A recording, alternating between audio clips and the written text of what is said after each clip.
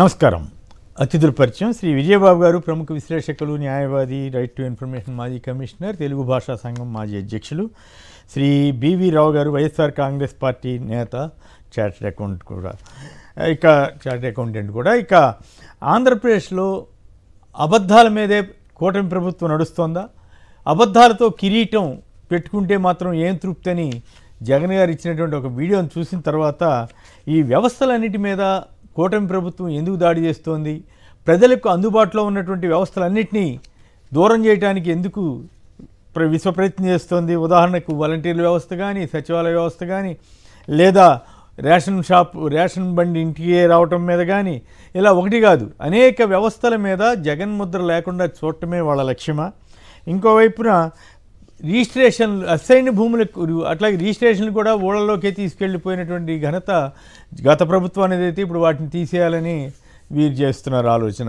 ఇక అసైన్ భూములకు సంబంధించి అమరావతిలో కుంభకోణాన్ని పక్కన పెట్టి అసలు రాష్ట్ర వ్యాప్తంగా అసైన్ భూములకు సంబంధించి మొత్తం ఎవరి భూములు వాళ్ళకి 20 ఏళ్ల తర్వాత అమ్ముకోవడానికి వీలుగా గత ప్రభుత్వం తీర్మానం చేసి అమలు చేస్తే ఇప్పుడు దాని మీద వీళ్ళు ఈ గవర్నమెంటు రకరకాల విచారణల పేరుతో దళితుల్ని, ఎస్టీలని వేధించడానికి సిద్ధమవుతోందా?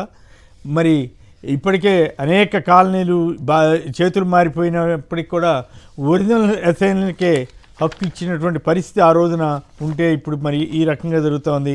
ఇంకోవైపున పంటల బీమా ప్రీమియం తక్షణమే చెల్లించండి అని జగన్ గారు లేఖ రాశారు. అసలు ఈ ప్రభుత్వం వ్యవస్థలన్నింటినీ మార్చేసి మొత్తం జగన్ ముద్ర లేకుండా చేయాలన్న ప్రయత్నం కానీ, అలాగే అసైన్డ్ భూములకు సంబంధించి తాజాగా చంద్రబాబు కూటమి సర్కార్ చేస్తున్న ప్రయత్నాలు కానీ, వీటి మీద చర్చలోకి వెళదాం. ముందుగా జగన్ గారి వీడియో ఒకసారి చూసిన తర్వాత వెళదాం. మనం అబద్ధాలు చెప్పి ఆ కిరీటం మనం నెత్తిన పెట్టుకుంటే మాత్రం మనకి ఏం సాటిస్ఫాక్షన్ ఉంటుంది? సరే అవుతాము, ముఖ్యమంత్రి స్థానంలో కూర్చుంటాము. అయిన తర్వాత రేపొద్దున మళ్ళీ జగన్ చెప్పినాడు అని మీరు ప్రతి ఒక్కరూ కూడా వైఎస్ఆర్ కాంగ్రెస్ పార్టీ అభ్యర్థులుగా చిన్న చిన్న కార్యకర్తల దగ్గర నుంచి మొదలు పెడితే ఎమ్మెల్యేల దాకా మీరంతా కూడా మళ్ళీ గ్రామాలు తిరుగుతారు.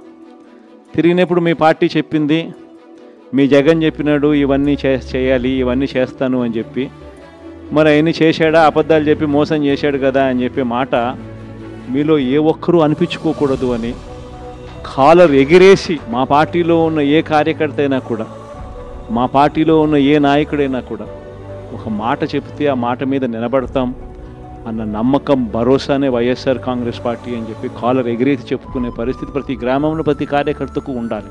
దానికోసమే నేను తాపత్రయపడ్డా, అందుకే అబద్ధాలు చెప్పలేకపోయాం. రైట్, అది జగన్ గారి వ్యాఖ్య. ఇక విజయబాబు గారు మాట్లాడండి. ఏమిటి వ్యవస్థలన్నింటినీ మార్చేయటం ద్వారా జగన్ ముద్ర పాలన మీద లేకుండా పోతుందా?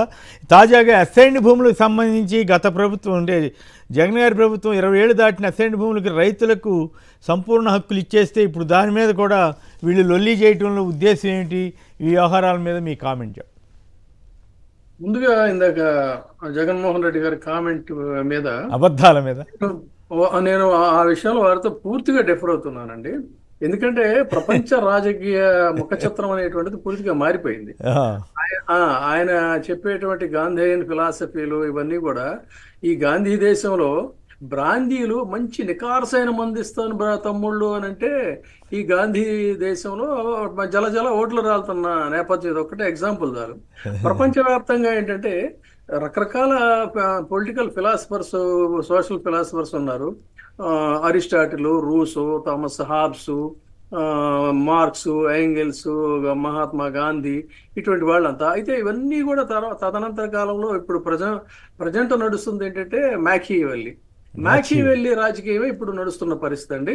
మ్యాకివెల్లీ రాజకీయాన్ని పూర్తిగా అవపోసన పట్టి దానికి 10 ఇంకా తనదైన శైలి జోడించినటువంటి రాజకీయవేత్త ఎవరు అంటే చంద్రబాబు నాయుడు గారు అని చెప్పాలి.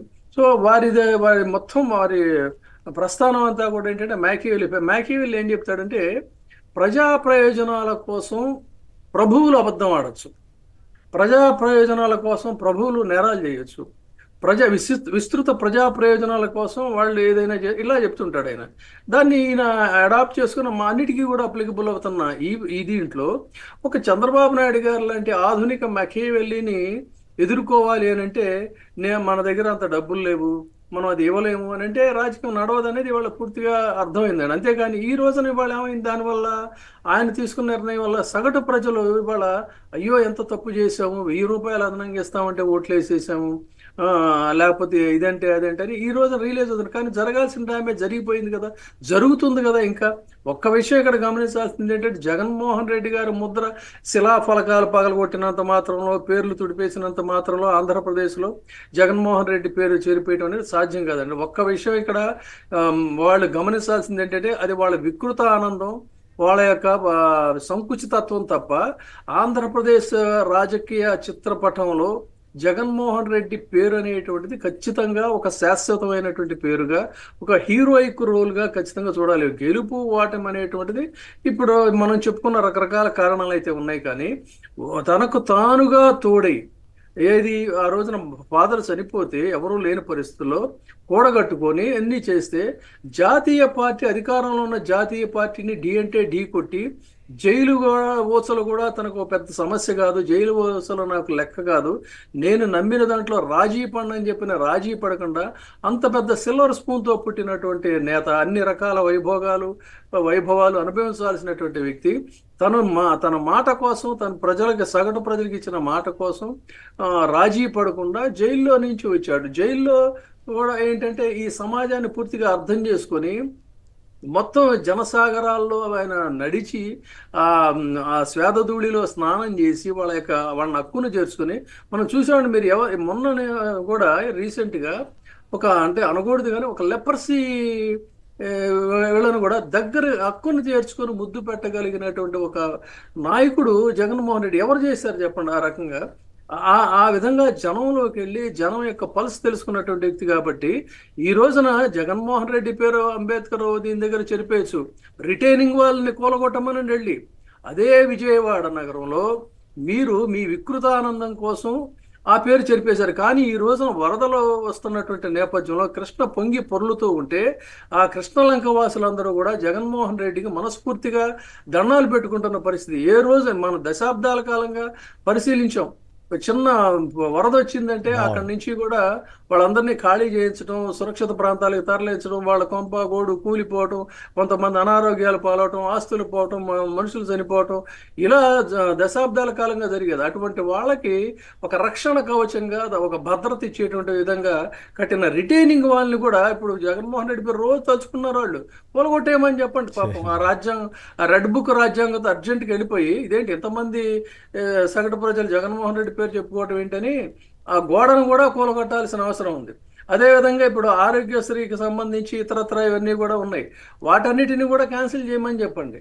ఇలా ఒక మూర్ఖ ఔరంగజేబుని మించిపోయేటువంటి స్థాయిలో చేస్తున్నటువంటి అనాలోచిత చర్యలు, వికృతానందం, పైశాచికానందం, ప్రతీకారేచ్ఛ ఇవన్నీ కూడా సగటు ప్రజల మీద పడుతున్నాయి. ప్రజలు గమనిస్తున్నారు.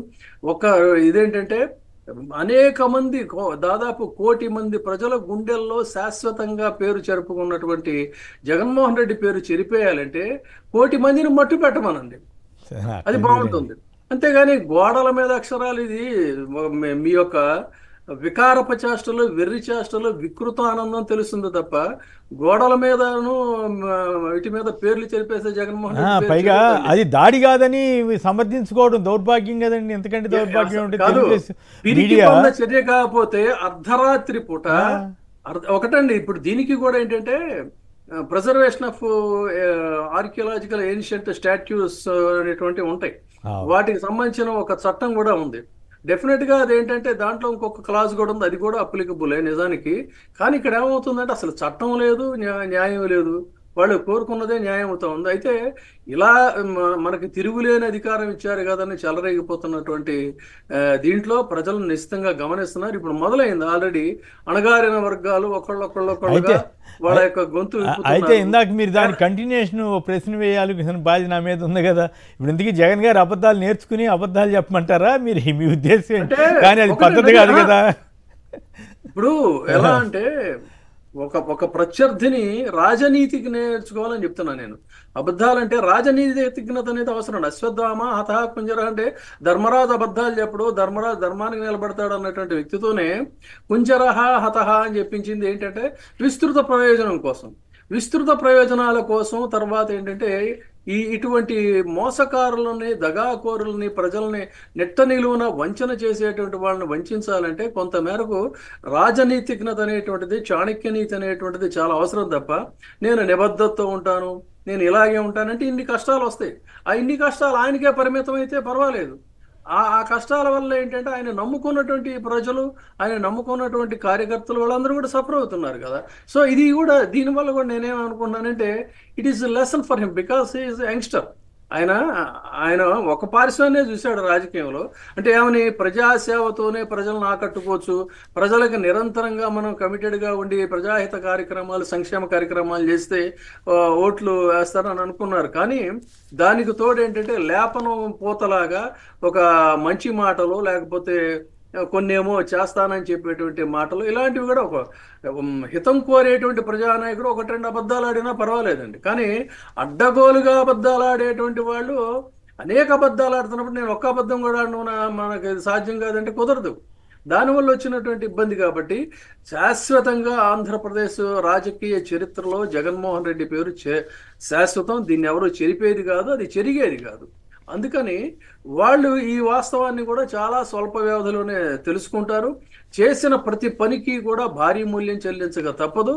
రేపు పొద్దున మొదటిసారిగా ఇప్పుడు అక్కడ ఉత్తరాంధ్రలో ఒక తొలి దెబ్బ అనేటువంటిది వాళ్ళు తగులుతుంది. ఎన్ని వంచనలు చేసినా, ఏం చేసినా కూడా కాబట్టి సరిగ్గా సరైనటువంటి దిశలో ఇవాళ మళ్ళీ అంటే పునరుత్తేజంతో వెళ్తున్నటువంటి పార్టీ వైఎస్ఆర్సీపీ పార్టీ. కాబట్టి చాలా స్వల్ప వ్యవధిలో వాళ్ళు ప్రతి దానికి కూడా లెక్క కట్టి బదులు తీర్చుకునేటువంటి సమయం ఆసనమైంది. అందుకని ఇక ఈ రెడ్ బుక్ రాజ్యాంగం అనేది ఎక్కువ కాలం సాగదు. బ్రూట్ మెజారిటీ ఉంది కదా, 5 ఏళ్ల పరిపాలన ఉంది కదా, మనం ఏం చేసినా సాగుతుంది అనుకుంటే ఇది డెమోక్రసీ. మనం ఇవాళ చూస్తున్న జాతీయ స్థాయిలో కూడా చూస్తున్నటువంటి పరిస్థితి. అందుకని డెఫినెట్ గా అన్ని శక్తులు కూడా ప్రజాస్వామ్యాన్ని విశ్వసించే శక్తులు, దగా పడటానికి సిద్ధంగా లేనటువంటి శక్తులన్నీ కూడా ఏకీకృతం అవుతున్నటువంటి నేపథ్యంలో అతి స్వల్ప వ్యవధిలో ఆంధ్రప్రదేశ్లో ప్రజా ఉద్యమాలు అనేటువంటివి మాత్రం పురుడు పోసుకుంటున్న పరిస్థితి. కాబట్టి దానికి వాళ్ళు సిద్ధంగా ఉండాలి. ఇది వాళ్ళు ఆలోచించుకోవాలి. కానీ ఎన్ని పేర్లు ఒక్క నిమిషం మీరు జగన్ గారితో విభేదించినటువంటి వ్యవహారం మీద, అంటే ప్రత్యేకించి రాజకీయాల్లో ఉండి అబద్ధాలు ఆడకుండా ఎట్లా చేస్తే ఇట్లాంటి వాళ్ళని ఎదుర్కోవడం కష్టం అన్న దాని మీద మరి జనం ఏమనుకుంటున్నారు, అంటే మన ప్రేక్షకులు ఏమనుకుంటున్నారు చూద్దాం. భాస్కర్ గారు, ఎన్టీఆర్ జిల్లా నుంచి. భాస్కర్ గారు మీరేమంటారు? సరే, వ్యవస్థల మీద జగన్ ముద్ర తొలగించాలన్న ప్రయత్నం మీద ఒక ఆస్పెక్ట్ అయితే, ఇప్పుడు నేను ఒక వీడియో చూపిస్తే దాని మీద విజయబాబు గారు లేదు ఆయన నేను విభేదిస్తున్నాను, జగన్ గారు రాజకీయ పరిణామాలకు అనుగుణంగా స్పందించాలి తప్ప నేను అబద్ధాలు ఆడడం లేకపోతే అజ్జయని ఇజ్జయని అంటే కుదరదన్నట్టుగా చంద్రబాబు గారిని ఎదుర్కోవాలంటే అన్నట్లుగా ఆయన మాట్లాడుతున్నారు. మీరేమంటారు?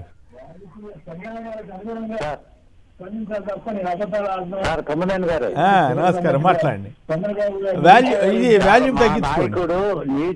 నీతి నిజాయితీ దమ్మున్న నాయకుడు, వాళ్ళలాగా దొంగ మాటలు చెప్పి, దొంగ వాగ్దానాలు చేసి, ప్రజలను మోసం చేసి, అధికారంలోకి వచ్చిన తర్వాత ఒక మాట, అధికారంలో రాకముందు ఒక మాట మాట్లాడే నాయకుడు కాదు. మరి జనం కాదుగా జగన్ గారు చెప్పిన దానికి ఓట్లు లేకుండా మరి ఈవీఎంలు గొడవ ఎన్ని పక్కన పెడితే ఈ జనం మరి జగన్ గారు ఓట్లు లేకుండా వాళ్ళ అబద్ధాల సూపర్ 6కి వాటికి ఇటుకో వేస్తే ఇప్పుడు వాళ్ళంతానేమో అవన్నీ మార్చేస్తున్నారు, అవన్నీ లేకుండా చేయాలని చూస్తున్నారు. మరి అధికారం పోయింది కదా అనేది ఒక ఆర్గ్యుమెంటు. అధికారం పోయినా అధికారంలో ఉన్నట్టే సార్. ఏనుగు చచ్చినా వెయ్యే, బతికినా వెయ్యే. వాళ్ళలాగా దొంగ మాటలు, దొంగ వాగ్దానాలు చేసి ప్రజల్ని గెలవక ముందు ఒక మాట, గెలిచినప్పుడు ఒక మాట చెప్పే నాయకుడు కాదు మా నాయకుడు. ఓకే, సో జగన్ అయితే విజయబాబు గారితో మీరు విభేదిస్తున్నారు. ఆయన అబద్ధాలు ఆడకుండా ఉండటమే కరెక్ట్ అనేది మీ అభిప్రాయం? ఆయన అబద్ధాలు ఆడటం, ఎన్ని చేయటం కూడా మన నాయకుడికి, మన పార్టీకి కూడా మంచిదేనా సార్, ప్రజలు గమనిస్తున్నారు. Right, okay. శ్రీరామ్ గారు బలభద్రపురం నుంచి. శ్రీరామ్ గారు నమస్కారం, మాట్లాడండి. మీరేమంటారు? ఇప్పుడు విజయబాబు గారు కొత్త చర్చ తెరదీశారు. ఆధునిక రాజకీయాల్లో ఎప్పటికప్పుడు రంగులు మార్చకపోతే కష్టం కదా అన్నట్టుగా విజయబాబు గారు, అది చమత్కారపూరితం అయినప్పటికీ కూడా ఇది ఒక ఆసక్తికరమైన ఎలిమెంట్ ఉంది కాబట్టి నేను అడుగుతున్నాను. మాట్లాడండి. ఇప్పుడు రాళ్ళ మీద గుడ్డ చెప్పిన మాత్రం జగన్ గారికి ఏం వచ్చింది ఏం కాదు, గుండెల్లో ఉండిపోంటారు. ఆయన ఆల్రెడీగా రాష్ట్రం మొత్తం ఎందుకు పోయామా అని చెప్పి బాధల్లో ఉన్నారు సార్. ప్రతికాలం జగన్ వాళ్ళు బాగుపడ్డ తప్పని ఏ ఇల్లు కూడా చెడిపోలేదండి. తరతరాల నుంచి తాతలాగా ఇచ్చిన భూములు అసెంబ్లీ ల్యాండ్ వాళ్ళ నాన్నగారు అసెంబ్లీ ల్యాండ్ పెంచారు, సొంత హక్కులు ఇచ్చారు. మళ్ళీ ఇప్పుడు టీడీపీ వచ్చి వేర్చేయాలని మాకు భయవంతంలో ఉన్నాం సార్. మాకు ఎందుకంటే మా తాతలు భూమి ఎక్కడ ఉందో మాకు తెలియని బాధల్లో ఉంటే మా భూమిని మాకు అప్పు చెప్పేసి మా ఇంట్లో ఆనందం ఉంటే మా అన్నదమ్ములు పాస్బుక్లు వస్తాయని చూసాం సార్. అలాంటిది వాటని ఎందుకు అయిపోయినారో కూడా మాకు అర్థమవుతుంది కాదు సార్. ఇప్పుడు చంద్రబాబు గారి ప్రభుత్వం అవన్నీ మళ్ళీ మొదటికి తీసుకురావాలని చూస్తుందంట కదా. అదే సార్ మాకు అర్థం అవ్వట్లేదు. ఎందుకంటే మాకు అక్కడ నాన్నగారు ఉండేటప్పుడు బోర్లు కట్టించారండి, ఇంటికి గట్టి తవ్వించారండి, ఆ కరెంట్ లైన్ కట్టించారండి. అదేమో కొంతమంది రాజకీయ నాయకులు తర్వాత వచ్చిన ప్రభుత్వాలు, చంద్రబాబు ప్రభుత్వం వచ్చిన తర్వాత అవన్నీ కలిపి తప్పుదో కట్టించాయండి. తర్వాత ఏమో ఇప్పుడేమో మళ్ళీ జగన్ గారు వచ్చి మాకు హక్కులు ఇచ్చారండి. ఆ హక్కులు ఏమో ఇప్పుడు మళ్ళీ గ్రామ పంచాయతీలు ఏమో పెట్టేసి ఆటలు ఉన్నాయి. పంచాయతీలే పెత్తనం వద్దు అట్లయితే అప్పుడు ఇక పంచాయతీ చట్టం అయితే సార్ మళ్ళీ మమ్మల్ని ఆధారకంలోకి నెట్టి పెడతామని మాకు ధన్యవాదాలు సార్. మరి అడిగితే జనం మరి నిలదీయాలి కదా. ఇప్పుడు అసైన్ ల్యాండ్స్ మీద 20 ఏళ్ళ హక్కు ఉన్నప్పుడు మీరు అమ్ముకునొచ్చు లేదా ఇంకోటి చేసి ఉండొచ్చు. మరి మీరంతా అక్కడ గ్రామ సభల్లోనూ అట్లాగే మీ ఎమ్మెల్యే వచ్చినప్పుడు నిలదీయాలి కదా. నిలదీయకపోతే ఏముంది, ఎవరు ప్రశ్నించకపోతే మా ఇష్టం వచ్చినట్టు చేసుకుంటాం అంటారు. రైట్. రుక్మారెడ్డి గారు నాగర్ కర్నూలు నుంచి. రుక్మారెడ్డి గారు నమస్కారం, మాట్లాడండి. సార్ నమస్కారం అండి. నమస్కారం. కొమ్మినేని గారు మీరంటే చాలా ఇష్టం నాకు. నమస్కారం, థ్యాంక్ యూ. చెప్పండి. ఇప్పుడు మాట్లాడింది విజయబాబు గారు మాట్లాడింది 100% కరెక్ట్ అండి. రాజనీతిజ్ఞత, చాణక్య నీతి అనేది ఉండాలండి. అంటే రాజనీతిజ్ఞత వేరు, చాణక్య వేరు. ఇది ఆ డిఫరెన్స్ మీరు గమనించండి. రాజనీతిజ్ఞత అన్నది అబోవ్ ఆల్, ఇది కాదు. ఇట్లా అబద్ధాలు ఆడటంలో రాజనీతి కింద రాదు. ఓకే. విజయబాబు గారు కరెక్ట్ చెప్పారండి.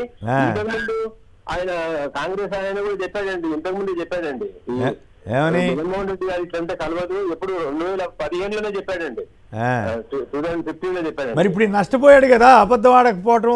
అయ్యా ఇది ఆచరణ సాధ్యం కాదు, ఈ రకంగా ఇవన్నీ పెంచుకుంటూ వెళ్తే 1,60,000 కోట్లు అవుద్ది, ఇది సాధ్యం కాదంటే కూడా జనం మరి ఈవీఎంల ఎఫెక్ట్ ఎంత ఉందనేది రేపు వాళ్ళ విచారణలో తేలిస్తే అప్పుడు అది పెద్ద సెన్సేషనల్ వార్త అవుతుంది. దాని కథ వేరు. అంటే జనాన్ని మనం ఇప్పుడు నిందించాల్సిన పని కూడా ఉండదు. మరి ఇప్పుడు ఒకవేళ అది ఎట్లా ఉన్నప్పుడు కూడా ఇదే ఇప్పుడు ప్రస్తుతానికి ఎలక్షన్ జరిగింది కాబట్టి మరి ఇప్పుడు జగన్ గారి మాటని వాళ్ళు జనం తీసుకోలేదు కదా. ఈయన ఇవ్వనంటున్నాడు, ఆయన ఇస్తానంటున్నాడు అని చెప్పి ఓట్లు వేసారు. ఇప్పుడు ఆయన నేను కూడా ఇవ్వలేని పొమ్మంటున్నాడు. ఆయన ఎట్లా? ఇప్పుడు ఏది ఏమైనా ఇప్పుడు నష్టపోయేది జగన్మోహన్ రెడ్డి ఒక్కడే కాదండి, ప్రజలంతా నష్టపోతున్నారండి. ఇప్పుడు అవును, చాలా చాలా నష్టం జరుగుతుందండి. నష్టం జరుగుతుందా? మరి జనం ఆ విషయాన్ని గమనిస్తున్నారా? ఇంత పెద్ద రాజకీయంలో చిన్న అబద్ధం తప్పలేదండి. తప్పలేదా? ఇదేదో ఆసక్తికరమైన చర్చగా ఉంది. వైఎస్ఆర్ కాంగ్రెస్ బీవీ రావు గారు ఏమంటారు విందాం. బీవీ రావు గారు చెప్పండి, జగన్ గారు అబద్ధాలు ఆడకపోతే ఎట్లా, లేదా రాజకీయాలు వర్తమాన రాజకీయాలకు అనుగుణంగా చేయకపోతే ఎట్లా అని విజయబాబు గారు ప్రశ్నిస్తున్నారు. మరోవైపు ఏమో సరే అసైన్ ల్యాండ్స్ ఇష్యూ కానీ అనేక వ్యవస్థల మీద జగన్ గారి ముద్ర లేకుండా చేయాలని కూటమి ప్రభుత్వం ప్రయత్నం చేస్తూ ఉంది. వీటి మీద మీ అభిప్రాయం చెప్పండి. నమస్తే అండి, కేసీఆర్ గారికి నమస్తే, విజయబాబు గారికి నమస్తే, నమస్తే. అదేవిధంగా షోని వీక్షిస్తున్న సాక్షి ప్రేక్షకులందరికీ కూడా నమస్తే. విజయబాబు గారు చెప్పిన విషయాన్ని చాలా మంది ఈ రోజున రాష్ట్రంలో వైఎస్ఆర్ కాంగ్రెస్ పార్టీ నాయకులు గాని, కార్యకర్తలు గాని, చాలా మంది ప్రజలు కూడా జగన్మోహన్ రెడ్డి గారు మరీ ఇంత స్ట్రైట్ ఫార్వర్డ్ గా ఉంటే ఎట్లా, చిన్నదిగా కాస్త ఇస్తాను ఏదో అర్థిస్తా అన్నప్పుడు వాళ్ళు 4,000 ఇస్తానంటే మనం 5,000 ఇస్తానని చెప్పాలి అనే విధంగా. ఎందుకంటే రాజకీయాల్లో ఈ గెలుపు కోసం అని చెప్పేసి ప్రజలందరూ కూడా అనుకుంటా ఉన్నారు. కానీ తాత్కాలికంగా ఇలాగ అబద్ధాలు చెప్పి విజయబాబు గారు కూడా మామూలుగా దానికి ఒక ఎటకారం ధోరణిలో అన్నారు మామూలుగా అయితే.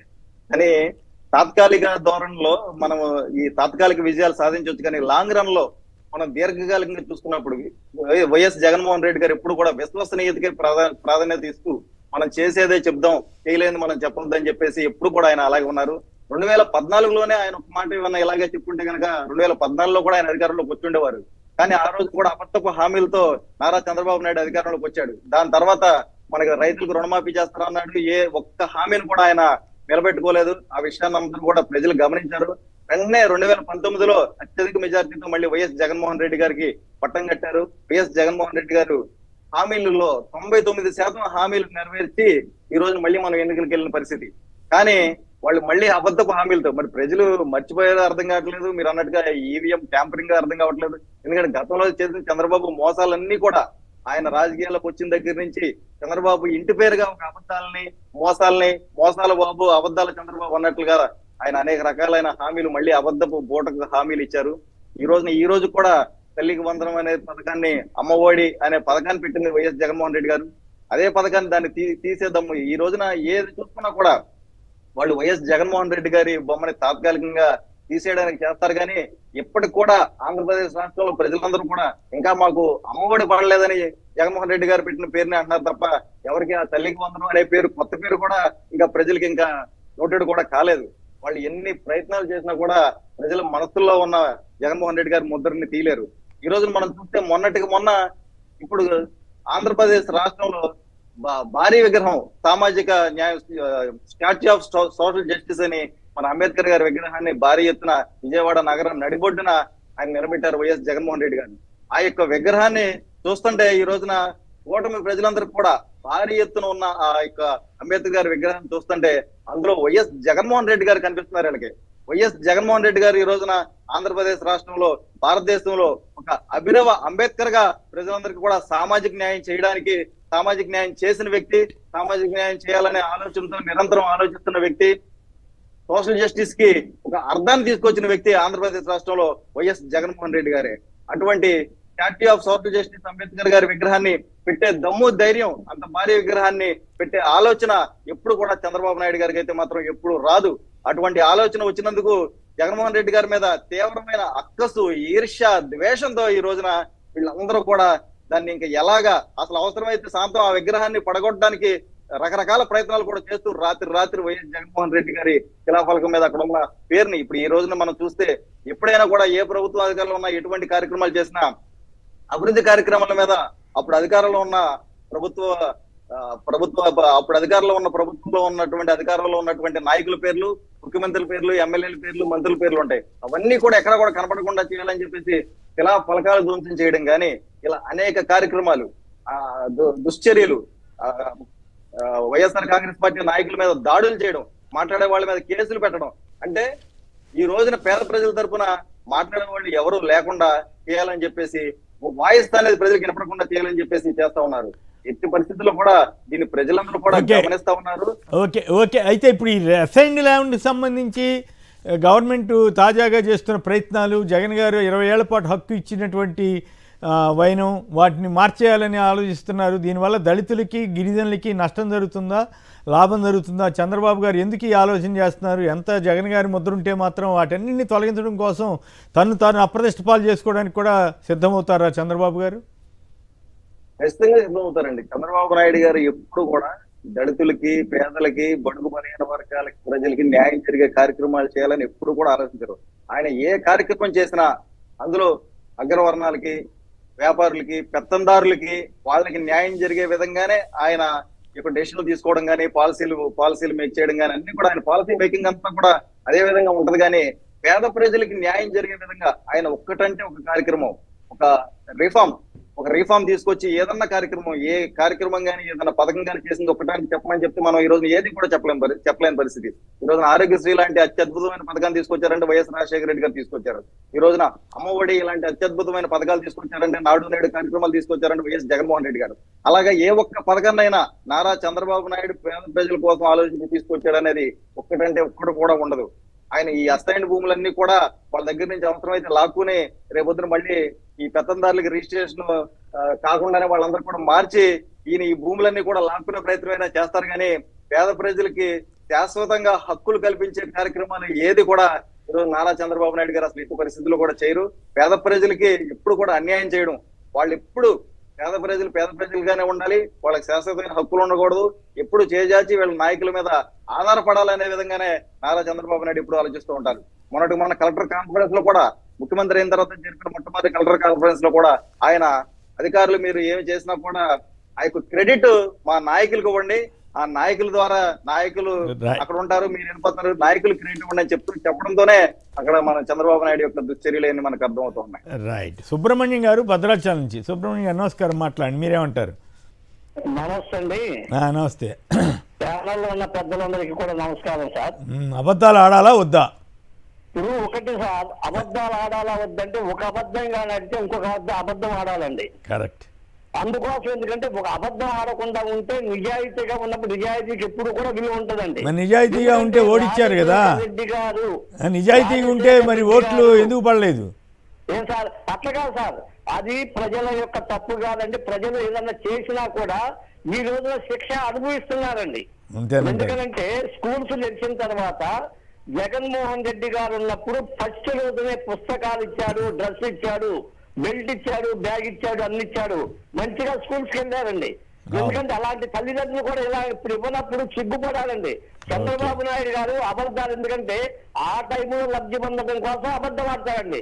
ఆ లబ్ధి పొందిన తర్వాత ప్రజలను ఏ విధంగా మోసం చేయాలి. ఇప్పుడు చూడండి, ప్రతిరోజు కూడా ఒక మాట్లాడే మాటకు కానీ వాళ్ళ యొక్క ఫేసుల్లో కూడా ఒక ఇది లేదండి. వాళ్ళ దగ్గర కూడా మేము తప్పు చేశామని వాళ్ళకి తెలుసండి. కాకపోతే చంద్రబాబు నాయుడు గారి యొక్క ఉద్దేశం కూడా ఏంటంటే, నాకు ఇది లాస్ట్ ఛాన్స్ అండి చంద్రబాబు నాయుడు గారికి. ఈ రోజు అప్పుడు ఆంధ్రప్రదేశ్ లో కూడా అలజడులు సృష్టించడానికి కారణం ఏంటంటే, అలజడులు సృష్టించి ఆంధ్రప్రదేశ్ ఏమైపోయినా నాకు అనవసరం, రేపు రోజు నేను పోయి ఇప్పుడు మాట్లాడుతాండి.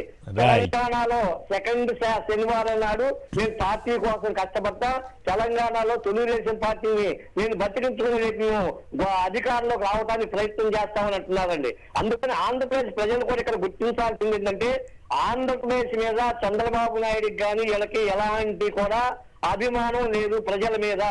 ఆంధ్రప్రదేశ్ సరే, ఓట్లు వేసిన తర్వాత ఇప్పుడు అభిమానం ఉందన్నా లేదన్నా ఇక అయ్యే పని కాదు కానీ. రైట్. విజయబాబు గారు చెప్పండి, ఏంటి ఎస్ఐన్ ల్యాండ్స్ దాని మీద ఎందుకు చంద్రబాబు గారి ప్రభుత్వం ఈ రకంగా చేస్తుంది? అంటే జగన్ గారి ముద్ర పడకూడదనా, ఏమిటి వాళ్ళ ఉద్దేశం? కాదండి, ఇందాక మన సోదరుడు బేబీరావు చెప్పినట్టుగా ప్రత్యేకించి చంద్రబాబు నాయుడు గారికి అధికారం దేనికోసం అంటే, ఆయనకి భూముల మీద మితిమీరినటువంటి మక్కువ. ఇది మనం చూస్తున్నాం, చిరకాలంగా చూస్తున్నాం. భూములు అనేటువంటిది ఒక సంపద, అంతులేనటువంటి సంపద, అంతకంతకు అంతస్తుల్ని పెంచే సంపద. కాబట్టి దాని మీద తనకి తన గ్రూపుకి ఎప్పుడూ కూడా మితిమీరిన అది. అందుకనే మీరు చూడండి, రాజధాని భూముల సేకరణలో కూడా చాలా మంది దళితుల భూముల్ని వాళ్ళు బినామీల పేరుతో కొన్న సంగతి కూడా మనం గతంలో అనేకసారి చర్చించినప్పటికీ కూడా ఆధారాలు ఉన్నాయి. అంటే వాళ్ళ నుంచి భూముల్లాగా వాళ్ళు ఎలాగో నిలబెట్టుకోలేరు, వాళ్ళకు ఉన్నటువంటి ఆర్థిక పరిస్థితుల్లో బలహీనతలో ఆ ప్రాతిపదిక. కాబట్టి తర్వాత కోర్టుకు కూడా వెళ్ళగలిగిన పరిస్థితులు ఏమైంది, సమతౌల్యం దెబ్బతింటుంది. అక్కడ పేదలకు భూములు ఇస్తే రాజధానులు అన్నారంటేనే ఆ జమీందారీ పోకడలు, ఆ పెత్తందారీ పోకడలు, వాటికి అది ఒక ప్రతీక. కాబట్టి భూములు అనేటువంటివి కొన్ని వర్గాలకే, అందులో కూడా కొద్ది మందికే సొంతం కావాలి. ఇవి సగటు ప్రజలకి, పేద ప్రజలకి, బడుగు ప్రజలకి అసలు ఉండడానికి వీల్లేదు. ఇది ఆయన ఫిలాసఫీ. కాబట్టి దానికోసమే బమ్మిని తిమ్మిని చేసి ఆ భూములన్నీ వాళ్ళ నుంచి ఐస్ క్రీమ్ కరిగినట్టు కరిగిపోతే వాటన్నిటినీ కూడా తిరిగి మళ్ళీ ఆ భేరీలో ఈ భేరీలో వేసుకొని ఒక బ్రహ్మాండమైనటువంటి జై భేరీలను మళ్ళీ వాళ్ళు నిర్మిస్తారు. ఇది ఇందులో ఉన్నటువంటి లొసుగు. ఇది అందరికి దాదాపుగా భూముల గురించి తెలిసిన స్పృహ ఉన్న అందరికీ కూడా తెలిసిందే. ఫస్ట్ అసలు దృష్టి కేంద్రీకరించిందే మళ్ళీ తిరిగి దాని మీద. అందుకని భూములకు సంబంధించి ఎలా పేదలను వంచన చేయాలో అలా లాక్కోవాలి. ఇదే మామూలు ప్రతిపక్షం ఉన్నప్పుడు కూడా అమరావతిలో పేదలకు భూములు ఇస్తే తట్టుకోలేకపోయారు కదండి. అసలు న్యాయ వ్యవస్థే ఆశ్చర్యపోయేటువంటి విధంగా సమతౌల్యం దెబ్బతింటుంది.